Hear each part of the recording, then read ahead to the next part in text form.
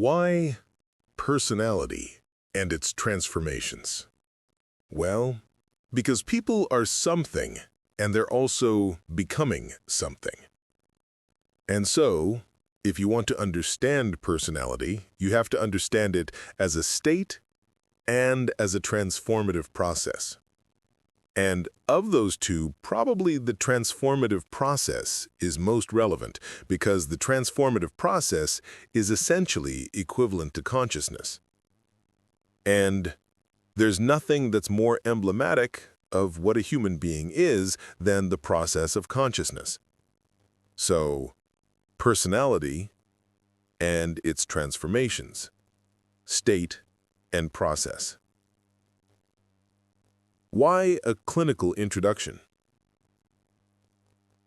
Well, some people who teach personality are also social psychologists, and a smaller minority are clinical psychologists.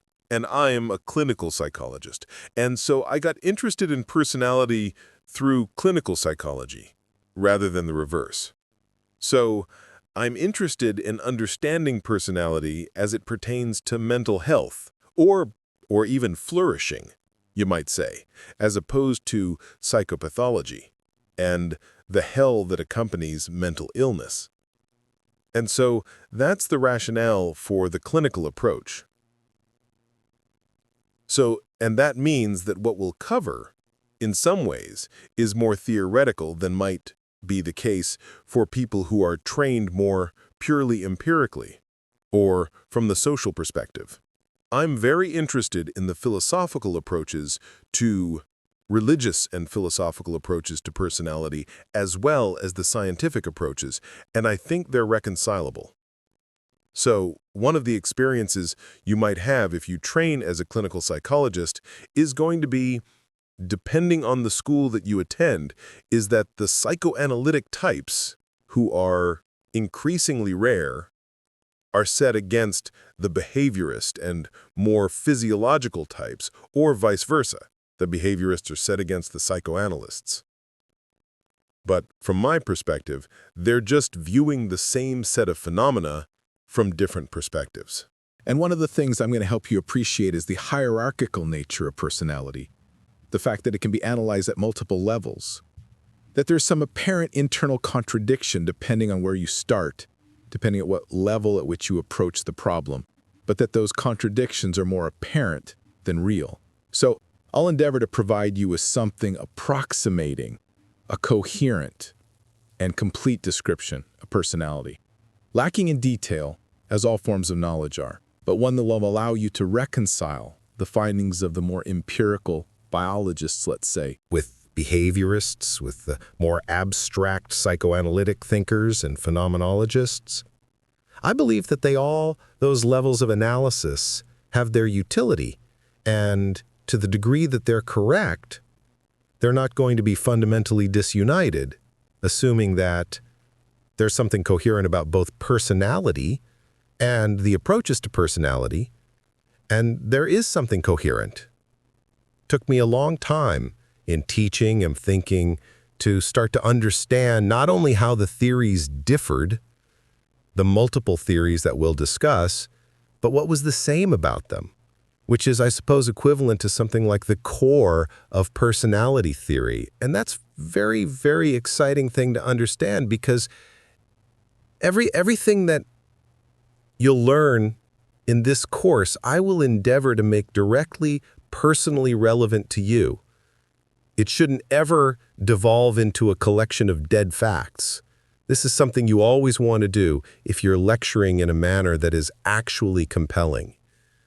The material has to be accurate.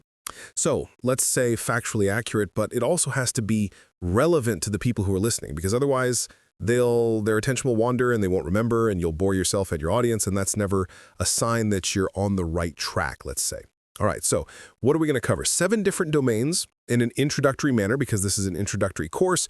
We're going to talk first about religious and mythological conceptualizations of personality and its transformations. I like to set the more recent, let's say, psychoanalytic traditions and everything that stemmed forward from that, including the behavioral traditions, in a much more broad historical context. I think that's necessary, partly because You don't want to suffer from the delusion that everything about human beings that's relevant and accurate has been discovered in the last 150 years, which is most definitely and absolutely not the case. The scientific understanding of personality and the clinical understanding of personality have a deep affinity with markedly traditional understandings of the nature of human beings, stemming all the way back, as we'll see, to the shamanic conceptualizations, which are in all likelihood hundreds of thousands of years old. What's it called? Peterson Academy. Peterson Academy. Peterson Academy. It's called Peterson Academy. Peterson Academy, if you want an actual education with hand-selected professors from top universities around the world, Bringing the best professors together, making sure they're not censored in any way, giving them the audience and the remuneration and appreciation they deserve. And you were true to your word. You gave me absolute intellectual autonomy. I have had it through every course. We figure we can offer people a high-quality, university-level education for under $2,000. Well, congratulations, Jordan. It's honestly brilliant. Can't wait to enroll myself. I'll be doing that straight after this. Then we'll talk about the psychoanalytic tradition. Now, the more strictly scientific types tend to be skeptical of the analytic tradition, and that's a big mistake. It's partly because the scientific enterprise actually has a number of stages, let's say, and one stage is scientific hypothesis testing and data analysis, careful experimental analysis.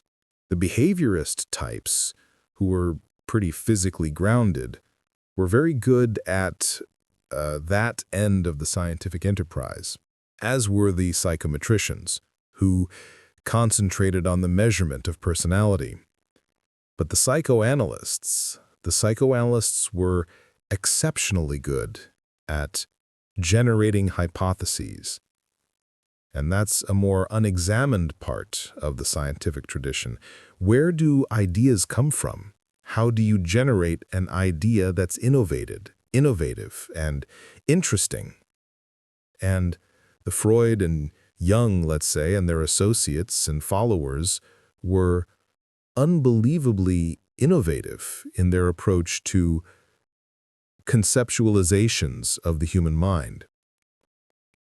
And I would also say that recent developments, especially with regards to large language models and artificial intelligence, have demonstrated, I believe, inconclusively, that the psychoanalysts were exactly on the right track in relationship to the structure of the human unconscious. And we'll go into that in some detail. And that's something very new. I've only been able to understand that relationship in the last 2 years, let's say, because the large language models have really only been on the scene for that length of time. So I think large language model cognition can help us understand what the psychoanalysts technically meant by symbol. You know, one of the reasons the behaviorists, who are more down to earth, let's say, have criticized the psychoanalysts, and literary critics for that matter, is their claim that the interpretations laid out by people like Freud and Jung were nothing but projections of the imagination. They bore no relationship to reality, no demonstrable relationship to reality. That the large language model calculations are predicated on the idea in a way that every word or every idea is surrounded by a cloud of ideas that are highly likely to co-occur together, statistically, right? So you could imagine that the word witch, for example, is quite likely to be accompanied by words like cauldron or coven, and very unlikely to be surrounded by words like skyscraper or stainless steel. And so that a given concept exists within a cloud of associated conceptions. And the elaboration of that cloud of associated conceptualizations is something like the symbolic analysis, the free association symbolic analysis of the psychoanalysts. and also of the symbolic investigation of the literary critics. I suspect we're on the cusp in the realm of artificial intelligence of mathematically systematizing our assessment of symbolic representations. I already have a large language model built that's predicated on my work that's very good at dream analysis. And so that means to me, and I think this will happen, that the analysis of dream images will become something that can be purely scientific and mathematically encapsulated. So, and I really believe the psychoanalysts, starting with Freud, were on the right track conceptually and practically with regards to the investigation of the symbolic meaning of dreams and literature, for that matter, drama. So that's extremely exciting, the idea that we can make not only a science, but even a mathematical model of the symbolic landscape that we inhabit. So we'll delve into that some detail. Carl Rogers and the humanists. The humanist tradition, as I think, is a secularization of Christianity, essentially. Carl Rogers himself was a missionary before he lost his religious faith, and his representation of human personality in psychotherapy, because Rogers was very involved in the psychotherapeutic tradition, is a recasting of the Christian idea of redemption into the realm of secular mental health and psychopathology. Rogers believed that truth-seeking in the psychotherapeutic process was intrinsically redemptive, which is a restatement, you might say, of the gospel notion that the truth will set you free. We'll delve into Rogers, analyzing in particular his conception of dialogue as transformative, and do our best to understand what that means practically, let's say with regard to your relationship with yourself, but also to other people, and also what it means in relationship to the genesis of psychopathology and its cure. Existentialism and phenomenology. The existentialists, the Freudians made the essential presumption that trauma was the cause of much psychopathology, that the default human personality was healthy, but when it suffered damage, especially early in life, the healthy developmental path was circumvented and various forms of pathology emerged. The existentialists questioned that particular Freudian presumption, making the case instead, which is also a case grounded in deep religious tradition, that the vagaries of human existence are such that suffering, capable of generating psychopathology, is not necessarily a consequence of trauma, but built into the structure of human existence itself. Not least because we're self-conscious, say, and aware of our own mortality, which is an existential problem of sufficient magnitude to give us all grounds for a certain degree of mental illness and perhaps even malevolence in the absence of any particular market trauma. Which is not to say that some people don't have it worse than others, or that you won't have it worse at some times in your life than others, and you will. It's not to say as well that the consequences of having it worse might not have some additional influence, let's say, on the course of the development of your personality. I really like the existentialist approach because I think that the notion that what would you say, mental health problem, so to speak, the problem of psychopathology is not a consequence of the deviation of the normative or ideal human pathway, but something that's baked into the structure of human existence itself. That we all have to grapple with the finitude of our existence, let's say, and our subjugation to suffering. And that understanding that how that warps and dements us, and also how that might be dealt with in a forthright manner, is of great utility. Alexander Solzhenitsyn, who's not precisely a personality theorist in the classical sense, although is definitely an existentialist, made the case that the lies attendant on the human proclivity to deny the existential reality of our own experience not only warped our souls in the most profound of ways, but also laid the groundwork for the development of the terrible that totalitarian states that most particularly characterized the 20th century. And so the other great contribution of the existential theorists, as far as I'm concerned, is their ability to link the inadequacy of any given individual's approach to the existential problems of their own life with the emergence of something like state-sponsored hell on earth. And I think that that's something of absolutely crucial significance to understand. There's probably, one of the cliches that emerged in the aftermath of the Holocaust in World War II or prior to World War II, prior to and during World War II was the notion that we should never forget what happened. But you can't remember something you don't understand, and it's not particularly easy to derive the lesson from Auschwitz. Now, the existentialists, and again, I would say particularly Solzhenitsyn, went further, and Viktor Frankl went further along that path than anyone else, trying to draw a relationship between your individual moral obligations and your failure to live up to them and the genesis of the authoritarian catastrophes that characterized the secular 20th century. The phenomenologists I find particularly interesting because they, following Heidegger, approach the problem of what constitutes reality in a very unique manner. The more scientifically oriented Enlightenment behaviorist types and the psychometricians make the assumption that the most appropriate way of conceptualizing reality, the truest way of conceptualizing reality, is in relationship to its objective truth. Now, there's some problems with that presumption, in that our experience of reality, which in some complex way is indistinguishable from reality itself, has an irreducibly subjective element, which the objective tradition has a very difficult time dealing with. The phenomenologists attempted to circumvent that subjective-objective dichotomy by describing reality itself as that which is experienced. And adopting that approach, well, first of all, profoundly transforms the manner in which you think about what constitutes the real.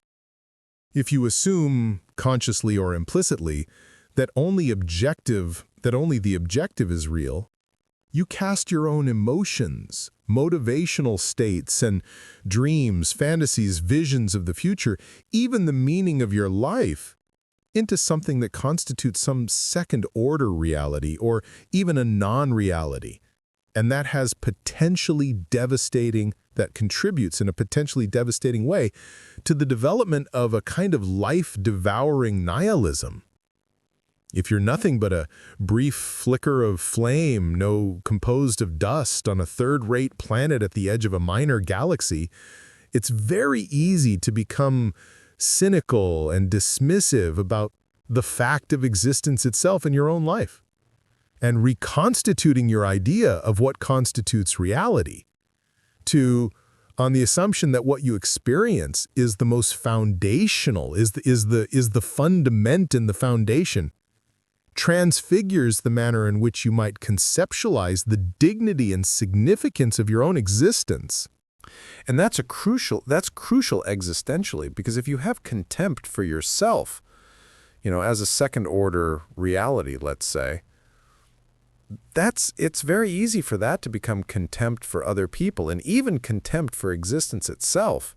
And that's a very dangerous road to walk down, and one whose nature has been laid out quite comprehensively in the religious and mythological representations of man and woman that we already discussed, and in the psychoanalytic and existential traditions. So the analysis of the phenomenological approach, which puts human experience at the center of things, or maybe even experience itself, or maybe even conscious experience itself, is a powerful antidote to that dehumanizing objectivism, let's say. And Heidegger himself formulated his philosophy upon which the phenomenological approach was predicated in order to combat that dehumanization, and then paradoxically fell prey to the Nazi ideology and, degenerated into a supporter of precisely the kind of psychopathological approach that he, in principle, was attempting to fight. So, ironic twist in 20th century history.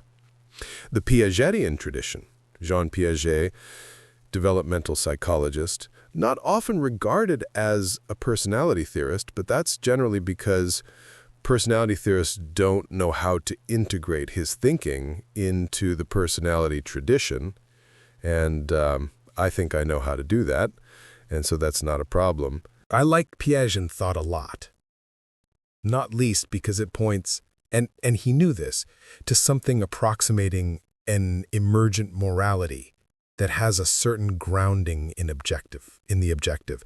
So Piaget noted, and we'll delve into this in some detail, that the games that children spontaneously play have a particular pattern. So part of that pattern would be, if I force you to play, that's not a game. And I'm not going to be a popular child, and you're going to be a bitter and resentful kid in consequence of the force and compulsion that's been applied to you. A game, a true game, has to be voluntary, has to have rules that both parties accept and are willing to abide by. There's a pattern, you might say, to games that have that quality and that can be played sustainably, or that can be played in an improving manner. And you might say the essence of the set of all playable games that can be played in an improvable manner is the foundation of morality. It is a very important thing to understand. You see that importance of that make itself manifest in the stages of childhood, where children start to become truly social, which starts to emerge around the age of 3, when they can begin to take the perspective of someone else, when they begin to have true friends, when they can engage in reciprocally altruistic behavior, when they can take turns and share, right? Which is to begin to learn how to treat another person as if they had the same status and importance as themselves, or their own desires. That capability, well developed, makes them highly socialized, popular, and happy children, and also turns them into the kinds of adults who can engage in sustainable and improving patterns of cooperative and competitive behavior with other people, which is a good way, for example, of conceptualizing a friendship or a marriage. It's a game that can iterate, repeat it. It has a certain pattern, and the iteration produces improvement as it progresses. Now, you can imagine that there's many ways of interacting with people that do not have that property, and a small subset, a straight and narrow path, you might say, that characterizes the set of interactions that do have that property. And if the goal is voluntarily sustained improvement of function, socially distributed, that's not much difference than the establishment of a transcendent ethic, the transcendent ethic upon which morality itself might be predicated. And so that's a very useful and interesting thing to understand. You know, it's a great antidote to the idiot moral relativism that proclaims that all approaches to social interaction are diverse first in their essence and also of equivalent value, because there's no transcendent ethic, no possibility of a transcendent ethic. I think that's mostly just an escape from fundamental responsibility rather than an intelligent approach. But I also think that the Piagetian analysis of the emergence of games in children, which you could dismiss if you were casual in your thinking as something relatively trivial, why be interested in the games that children play before they're mature? His analysis of what children are doing is so profound that it points the way to the reconciliation between the religious viewpoint and the scientific viewpoint, which was actually what Piaget was trying to do. That was his motivation. And so that's really something to understand as well. I also like the Piagetian tradition because it builds it allows for the comprehension of personality from the bottom up, so to speak. Piaget was interested, for example, in what he called the basic reflexes that infants bring into the world where they're born. The micro movements and preconceptions that they're capable of manifesting, upon which the entire superstructure of socialized personality is erected. It's a bottom-up approach. And one of the things that's so lovely about that from a philosophical perspective is that it maps extremely well onto the neurobiology of the brain and the development maturation of those neurobiological structures in the course of human socialization. And so we'll move from the Piagetian tradition to the biological, talk about the physical foundations of the motivational and emotional systems in particular, although also the perceptions and patterns of action that characterize us as biological entities. And we'll do what we can to integrate that biological view with the religious tradition, the analytic tradition, the humanistic tradition, the existentialists and the phenomenologists, the Piagetian developmental constructivists. And then finally, we'll close with the psychometric approach, which concentrates on the science of measurement and the use primarily of statistics to lay out the domain of human personality. The most effective psychometrically oriented psychologists have identified 6, 7, it depends on how you break them up, fundamental human traits.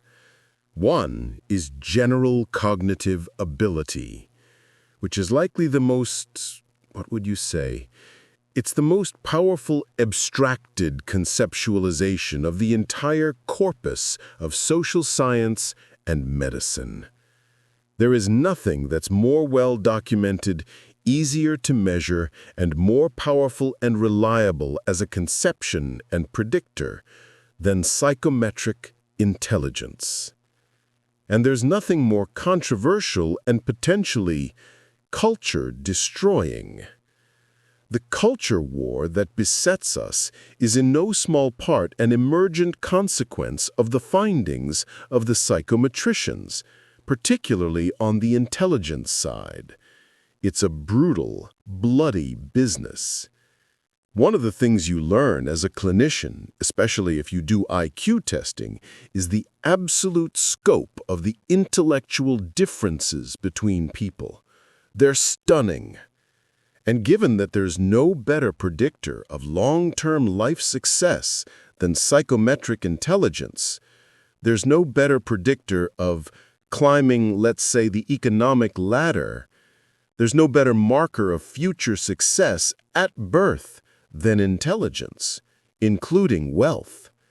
The differences between people in intelligence are pervasive and marked, and also very fundamentally biologically predicated, which is also an awful realization because we like to believe as, what would you say, compassionate people committed to the notion of equality, that everyone can learn equally, and that the field of opportunity, especially with regards to complex matters, is open to all.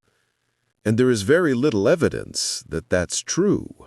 So one of the most damning statistics, for example, which we will refer to further, is the fact that the U.S. Armed Forces, which has been using psychometric tests continually since World War I, when they were trying to determine how to organize people rapidly to fight off the threat that the war constituted, they turned to psychometric testing, which was developed by French psychologists and perfected to some degree by the English, especially the socialists, as it turns out.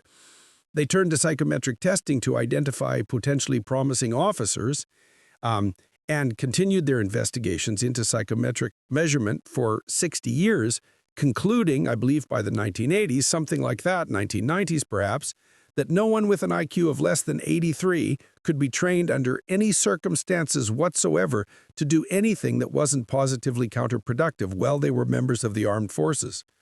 And that is really something to understand, given that that's about 10% of the population, and that the armed forces is always desperate for manpower and committed to using a career in the armed forces as a stepping stone for people, let's say, in the underclass or in the working class to move themselves up the economic hierarchy.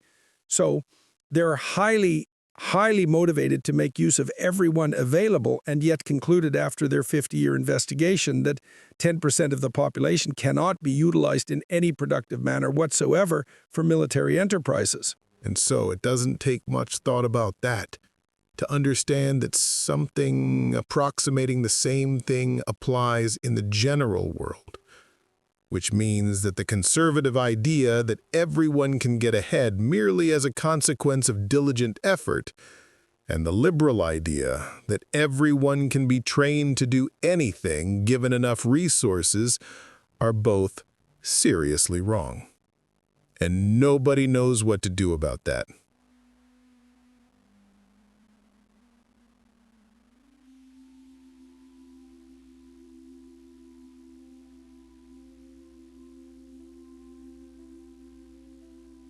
So now the psychometricians also outline the basic structure of personality, considered from a statistical perspective, generating the now well-known so-called Big Five models: extroversion, neuroticism, agreeableness, conscientiousness, and openness. Honesty, humility is sometimes added to that, as is the dark tetrad, which is a constellation of malevolent and counterproductive personality traits. We'll analyze all of the 5 traits, broken down each into their 2 aspects, make some reference to honesty, humility, and delve a bit into the patterns of the dark tetrad types, relating all of that back as we progress to the other psychological models that we're going to cover.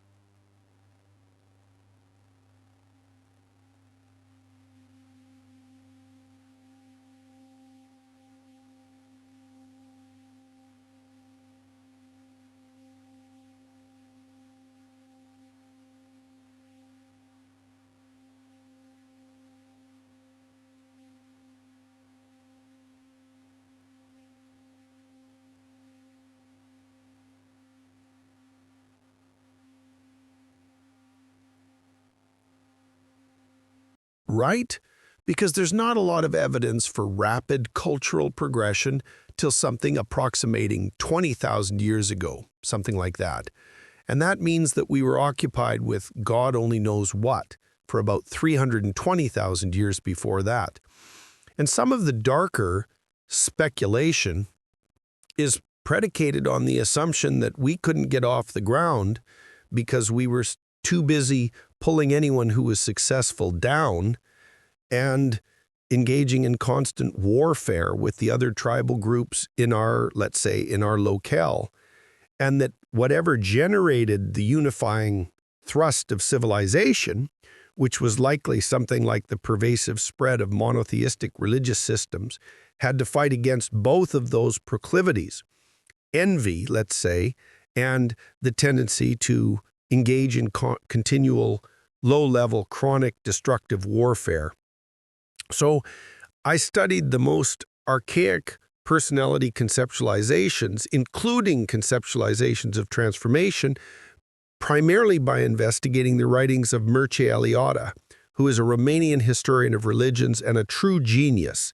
He was someone who basically operated in something approximating the psychoanalytic tradition. He was a compatriot of Jung, for example, of Carl Jung, whose school was influenced heavily by Freud. And Eliade was very interested in the universal patterning of religious ideation across cultures. He's a theorist who was cast aside by the postmodernists who now dominate the universities and certainly the field of inquiry into the history of religious ideas, because the postmodernists claim, this is the fundamental postmodernist claim, that there is no fundamental uniting meta-narrative. And so that's critique, let's say, an extended quasi-Nietzschean critique. Speak of the idea of God, a continuation of the death of God that Nietzsche so famously pronounced. But also the insistence that there is no fundamental unity that aggregates our personalities, let's say, within ourselves or across people. A very dismal and disenchanting view of human nature if you are not particularly amenable to conflict, because if there's no fundamental unity, then there's a fundamental disunity, and that if there's nothing but a fundamental disunity, there's no integration of personality, and there's no hope for peace. Now, the way the postmodernists dealt with that existential problem was by, what would you say, surreptitiously inserting a uniting meta-narrative derive from the Marxists, which is the narrative of power and the presumption that the only game in town is my attempt to attain dominance and status, likely or even inevitably at your expense, that there's no such thing as genuine dialogue. For example, there's no discussion between people of intrinsic worth and goodwill oriented towards establishing something like a maintainable peace, which would imply a kind of unity. There is only instead something like the Hobbesian war of everyone against everyone.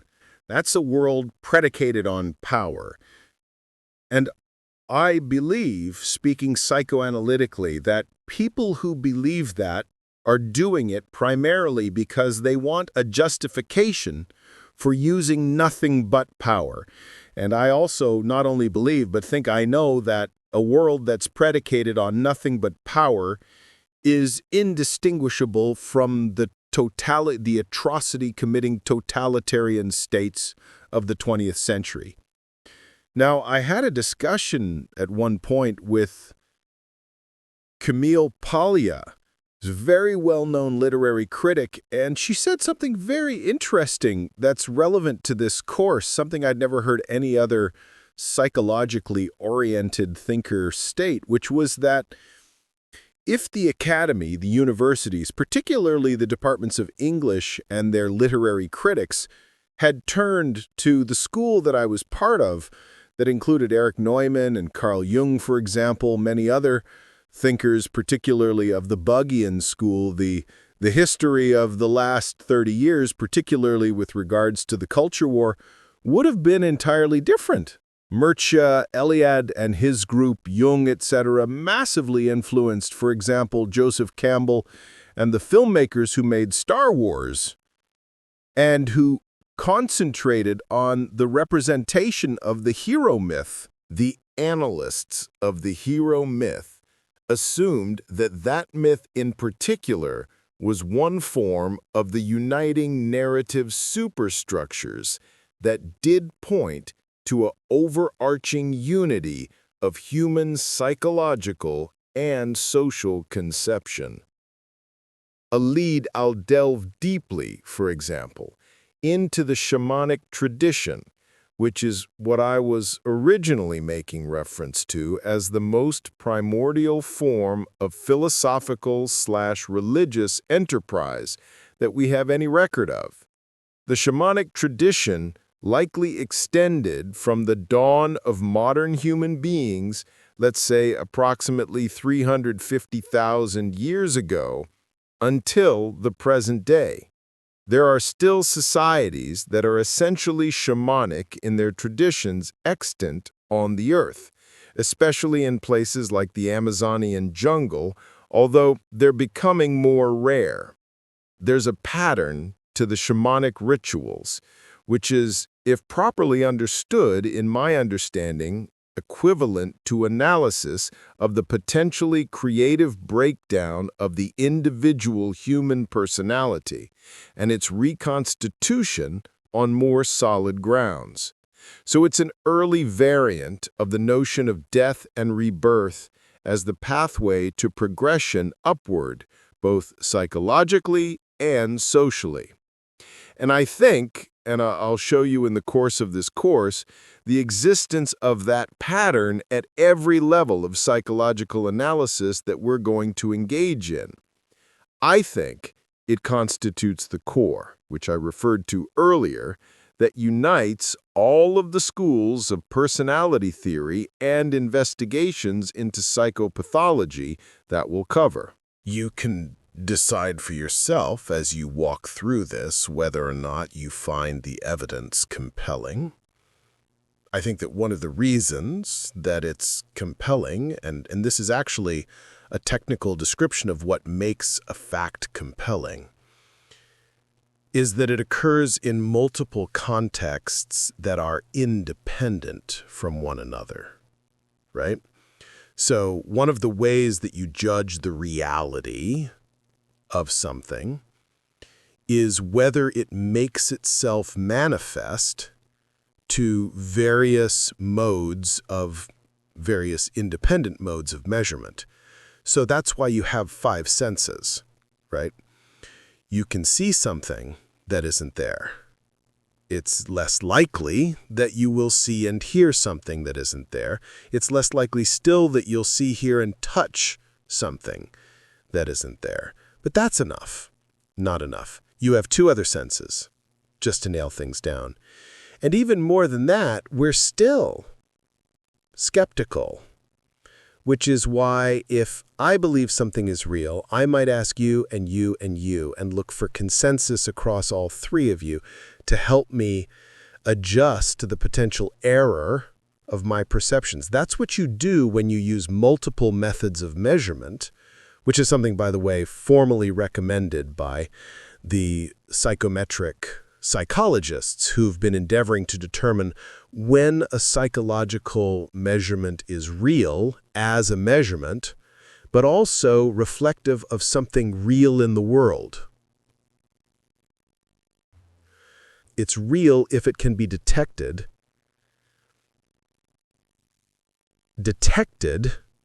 in a variety of distinguishable and separate manners. And so the pattern that I'm going to lay out for you that characterizes the shamanic pattern of transformation does make itself manifest at multiple levels of analysis, and will use it as a uniting structure as we progress through the various theories.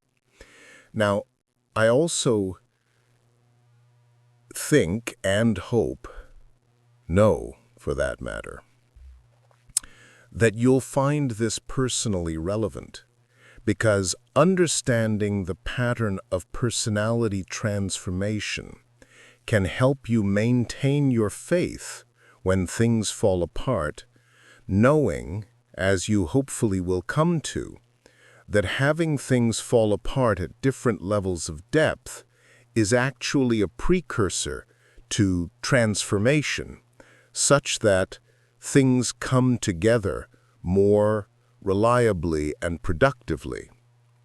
And understanding as well, and this is something absolutely fundamental, that to the degree that you could engage in the process of personality dissolution and its reconstitution voluntarily, your chances of success and your freedom from anxiety and your ability to maintain hope will be much, much improved. And so all of that's locked into the shamanic practices, and so we'll do an overview of that now, as well as a relatively deep dive into the abstract structure of the processes of transformation that the shamanic rituals both constitute and refer to. We'll start with the shamanic foundation, and then we'll close this first lecture with an analysis of the relationship between the Judeo-Christian conceptualization of personality and its transformations, which is determinative for all the psychological theories that we're going to consider. All protestations of the practitioners of those schools of thought to the contrary. I'll show you the relationship between these Judeo-Christian ideas, which are ancient in their own right, and the underlying shamanic substrate, let's say, that's far more archaic even than those traditions. We'll talk about descent into the underworld and reconstitution, because that's the essential nature of the shamanic endeavor. Upward striving, descent into the underworld, and reconstitution. You know how it is in your life. You have periods of time where you encounter something initially incomprehensible and profoundly difficult, and things fall apart around you and within you. And maybe there you are for some indeterminate period of time in the underworld, right? Suffering the torments of hell. But you emerge stronger and wiser, now able to deal in with and to understand things that were beyond you to begin with. Well, that's the characteristic pattern of human adaptation. As such, there's no learning without at least a small death. which is part of the reason that we're eternally resistant, even to the learning that might transform us. Now, if you understand that, and you'll come to understand that more deeply in consequence of this class, you may be able to see not that every treasure has a dragon, let's say, but that every dragon has a treasure, which is an unbelievably useful thing to know as you encounter the difficulties that will beset you as you make your way through life. There is an insistence, beginning with the shamanic practitioners themselves, that the manner in which we encounter the unknown elements of life tears us into pieces before reconstituting us. And if we can understand that process and accept it and even welcome it and even worship it, you might say, then we're best positioned to transform ourselves when necessity makes either doing that or dying necessary. So what will we examine in the Judeo-Christian tradition today, somewhat briefly? The notions of pride, self-consciousness, sin, and the fall of man that characterize the opening chapters of Genesis. The notion that personality can transform, but that's a consequence of humility. First, you're wrong, you admit it, you would like to change, and you're willing to, which Carl Rogers identified as the precondition for any successful psychotherapeutic endeavor. Right? You have to come to the agent of change, let's say the therapist, knowing or hoping that you have something to learn in some manner to change in a beneficial way, even if that's going to be painful to you, as a precondition for the transformative process to even begin. That's identical to the proclamation that religious humility, which is the opposite of the greatest sin, which is that of pride, is the precondition for atonement, at-one-ment, the pulling of yourself back together, and the uniting of that integrated self with, you might say, the world and the spirit of the world, the pulling together of that, and redemption, which is your ascent out of Dante's Inferno and the abyss back into something approximating the light. We'll also assess the role of prayer, so to speak, in revelation, mostly in secular terms, because I want to draw your attention to the correspondence between those fundamentally religious ideas and our secular notions of thought itself. Here's a way of beginning that. How is it that you go about thinking? Well, first of all, you have to have something to think about. And so what does that mean? Well, you have to have a problem or something that you're interested in. That's conscience, the problem, or calling the thing that you're interested in. Then you have to understand that you don't know, right? Because why think if you know? And so that's the admission of insufficiency, let's say, and ignorance. Then you have to believe that if you're ignorant and you want to know, that something will respond to that. And modern people, when they think, they say, well, something occurred to me, or let's say something revealed itself to me in consequence of my questioning, without understanding that they're making a case right then and there in their words and their experience for something like the revelation that's always hypothetically attendant on questioning. Right? Knock and the door will open. Well, that presumes that you knock. And so one of the things that's worth understanding is what are the psychological preconditions for knocking and asking and seeking.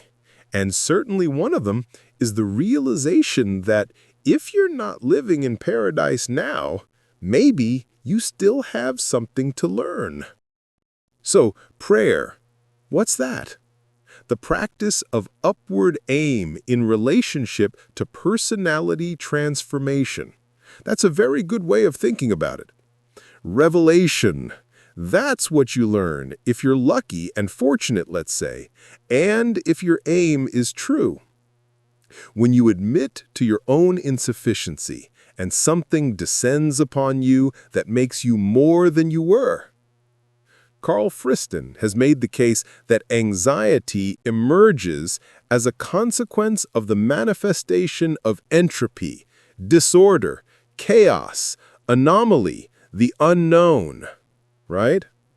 And that you become anxious when a conceptualization that you hold that structures the world and makes it predictable disappears. That happens when someone betrays you, right? You have a model of someone. That model enables you to predict your interactions with them. They violate a presumption of the model.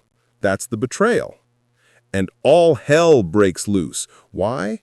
Because that person is a lot more complicated than you thought they were, right? And that's not just an encounter with their unrevealed complexity, but also with yours, insofar as you're capable of betraying, and also with the malevolence and unpredictability of human beings as such. Because if your loved one can betray you and you can do the same, then everyone can do the same thing. And so that encounter with unpredictability and malevolence, right? The willful violation of agreed upon social rules, that's the revelation of entropy, right? Friston also made the case, which was something I hadn't conceptualized, that so negative emotion is a marker for the emergence of entropy. He also made a case that positive emotion signified a decrease in entropy, insofar as if you have a goal in mind which frames your conceptions and your apprehensions and structures your world, and you see yourself progressing towards that goal, which is something that makes you happy and enthusiastic. The reason that positive emotion emerges is because it marks a decrease in the distance between you and the goal, which is equivalent to a decrease in entropy. So Friston, we did work on this idea in my lab as well, has associated the notions of positive and negative emotion with one of the most fundamental concepts of the world of physics. And so why am I telling you that? Because the descent into the underworld is the dissolution into entropy, right? It's what happens to you when the ground under your feet dissolves and down you fall. Why down? Well, it's a metaphor, you know? It's the metaphor of hell. It's the metaphor of below. Why is down metaphorically negative for human beings? Well, up is positive, right? We climb upward. We look up when we're confident. We stand straight and we look forward. We look up. We gaze into the distance.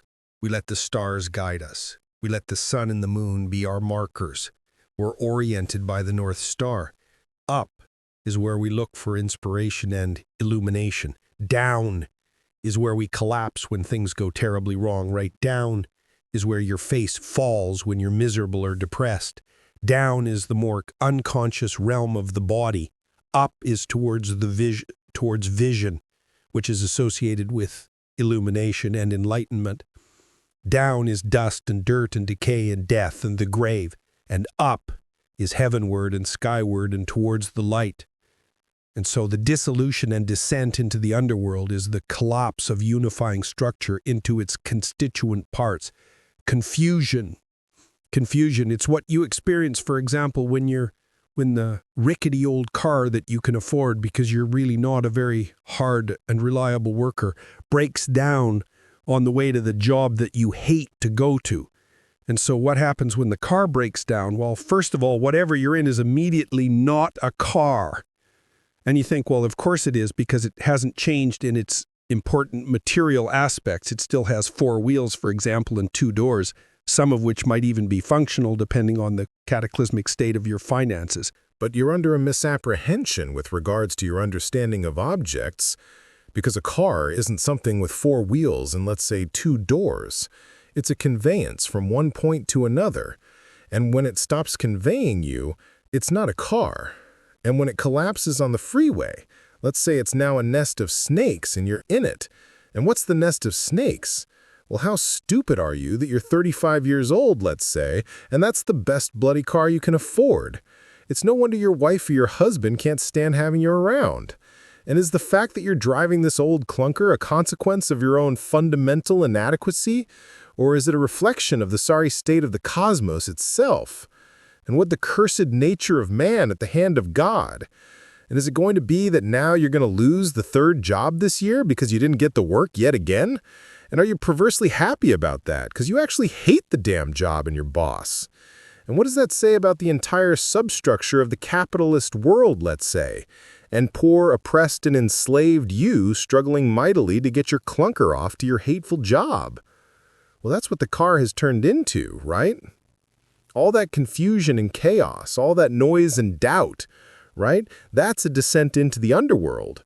That one happens to be involuntary, and that means it'll be signified by negative emotion. Anxiety first, that indicates the multiplying of the pathways in your life, which had been reduced to get in the car, drive to work, do your job, and expanded into whatever the hell mess you're in now. Especially given that you can't afford the repair bill. So how are you going to get anywhere? And you're the sort of clueless character too dafted about your own belongings to not be constantly taken advantage of, let's say, by malevolent mechanics who look upon you as a deserving object of exploitation, right? In no small part because of your own stupidity, right? So all that mess, that's what the car turns into. That's a very interesting way of looking at it, and a very interesting way of looking at the collapse of your conceptions in your life as such. It happens all the time. That's associated with the pattern of shamanic initiation. So I'm going to read you some material from Eliade, and we'll analyze it as we read it. Eliade, in his studies of shamanism, which was a pattern of practice and conception that was very widely distributed, especially in Neolithic times, so let's say 40,000 years and previously, and as I said, and is what mirrored in diverse places as far-flung as Australia, among the Aboriginal inhabitants in the Amazon, as well as across the Siberian plain, right? So you could think about it as the default religious system of Homo sapiens' descent into the underworld, the collapse of the cosmos into the underlying chaos from which it was originally generated. Something that happens psychologically when you descend into a state of confusion, and socially when your family or your community or your tribe or your nation descends into, say, chaotic fractionation.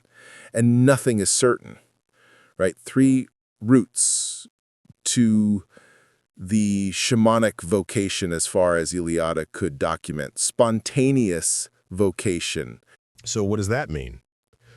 It's likely a hallmark of people who are high in trait openness, right? People high in trait openness are creative and interested in ideas.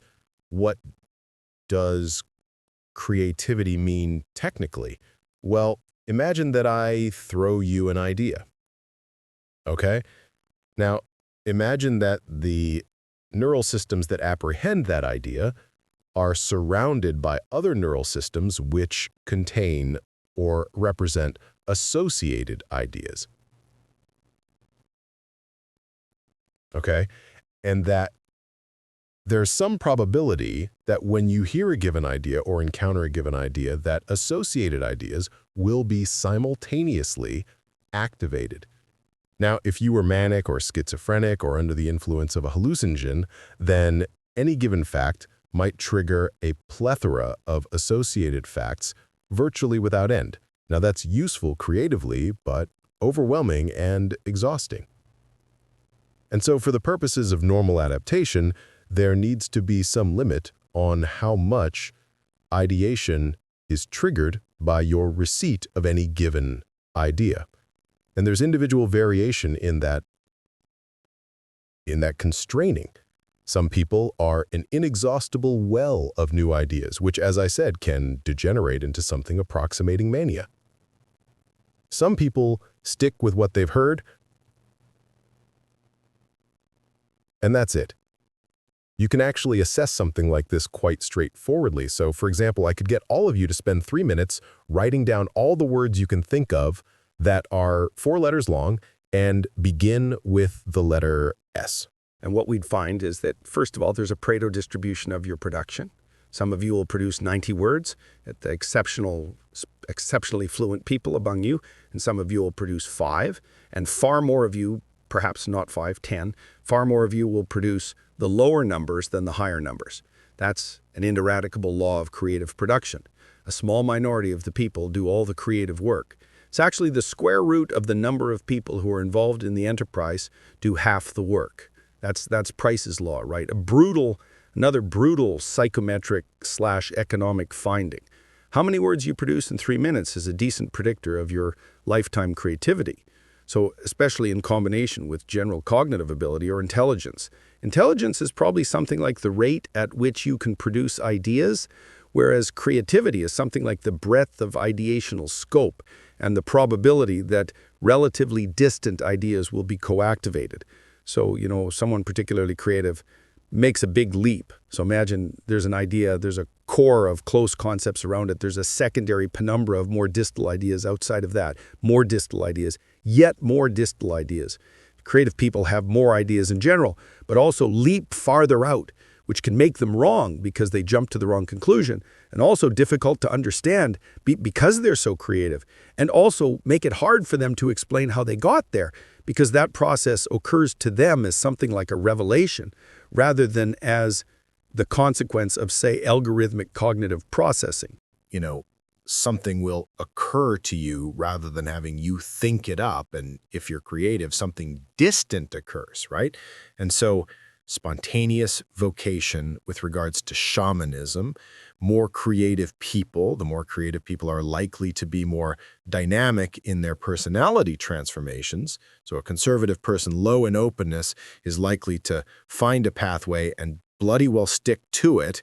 And that's a good idea if you're not very smart, and if times are uncertain, and if everybody knows what's going on and the pathway has been well specified, stay the hell on it. But in times of change, right, or if you're trying to gain an edge, a creative approach is useful. High risk, but high return, right? And so whereas the conservative approach is low risk and moderate return, and characterized by a relative lack of entropy. Now, I suspect as well that the shamanistic types are not only high in trait openness, which makes them dynamic and flexible in their personality restructuring, but also high in trait neuroticism, right? Because you can fall apart, so to speak, or transcend yourself because you're creative, but you can also fall apart because you're very sensitive to negative emotion. And it's a rather dreadful combination of traits to be very high in openness and very high in negative emotionality, because you keep sawing off the branch that you sit on and then suffering because of it. But that's also a pathway to transformation. And it's often the case that people who are tormented by ideas solve problems. That was certainly the case, for example, of people like Darwin, who was obsessed with the idea that immediate eventually made itself manifest as the theory of natural selection, despite his faithful and staunch Christianity. And that conflict also threw him into the underworld and tortured him. We'll talk about the creative illness with the close of this section on the shamanic transformation, because there is a pattern of descent and ascent that characterizes creative revelation, even among secular people, even among, atheistic scientists. Their discoveries still follow the ancient religious pathway, so to speak, spontaneous vocation. So that would be temperamentally determined, let's say, maybe even a slight tilt towards various forms of mental illness. Manic depressive disorder, for example, or possibly even psychosis, would also increase the probability that someone would undergo something approximating a spontaneous, deep personality transformation. Many of the earlier investigators into the shamanic process made the presumption that it was emblematic of psychopathology. But the important consideration here, and you want to really keep this in mind, is that whether or not a radical transformation of personality is psychopathological or redemptive depends to a large degree on whether it's undertaken voluntarily or thrust upon you. Right. And so one of the reasons to be courageous and forthright in your approach to life is so that you can encounter the snakes at a time of your choosing and on ground that you prepare, rather than waiting for them to get you in your what would you say, as you cower under your bed. That's not a good strategy. It's also not the human strategy, not the fundamental human strategy. And it's associated with far greater levels of stress. This is a good thing to know. Imagine that I submit you and you to the same stressor, but you involuntarily and you voluntarily, and I measure your psychophysiological responses, let's say from the neuron level upward. What I'll find is that if you're in the condition where you're encountering the stressor voluntarily, an entirely different pattern of psychophysiological preparedness, including attentional focus, characterizes you than would characterize you doing it involuntarily. If you do it voluntarily, you're in challenge mode, and you confront the stressor as if it's an opportunity, and that primarily produces motivation on your part in consequence of the positive emotion that marks progress towards a goal. If, by contrast, it's thrust upon you, kicking and screaming, then you're going to go into defensive prey animal mode, produce an overwhelming amount of cortisol, shrink, fail to pay attention, refuse to learn, petrify. That's why the basilisk in Harry Potter turns people to stone, by the way. Petrified, like a rabbit being gazed at by a wolf, and forego the advantages of voluntary exploration. Right. Okay. Hereditary transmission. Well, like hereditary priesthoods, the vocation of shaman can be transmitted from generation to generation. That can be explicitly taught. So amongst relatively pre-literate tribal groups, the shaman and their apprentices often have a vocabulary that's 3 or 4 times greater than the typical vocabulary of the typical group member, because they're the storehouse of cultural tradition.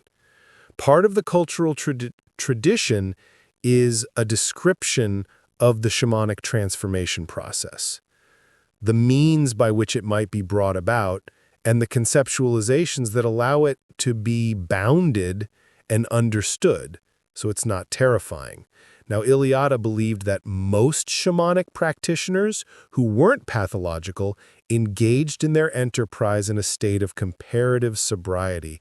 He believed that those practitioners who turned, let's say, to the use of psychedelics were an aberration from the fundamental stream, but I think he was probably wrong in that matter, given more recent investigations into the historic use of psychedelic substances.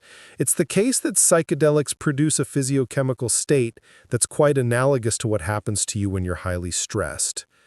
That produces a neuroplasticity that facilitates learning.